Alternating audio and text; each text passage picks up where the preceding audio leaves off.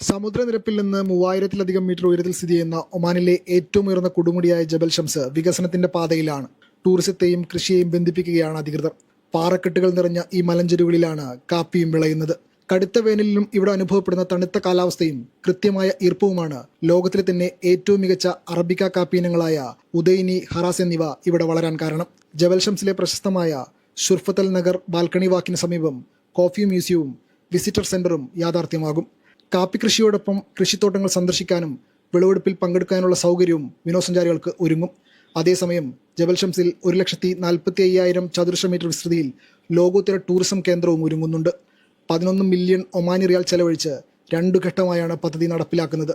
നിലവിൽ ആരംഭിച്ചിരിക്കുന്ന 1-ാം ഘട്ടത്തിൽ സൈറ്റ് ഒരുക്കൽ, ഭൂമി വികസനം, ജലം, വൈദ്യുതി അടക്കമുള്ള അടിസ്ഥാന സൗകര്യങ്ങൾ, പൊതു സംവിധാനങ്ങൾ എന്നിവയാണ് പൂർത്തിയാക്കുക. Media 1, Muscat.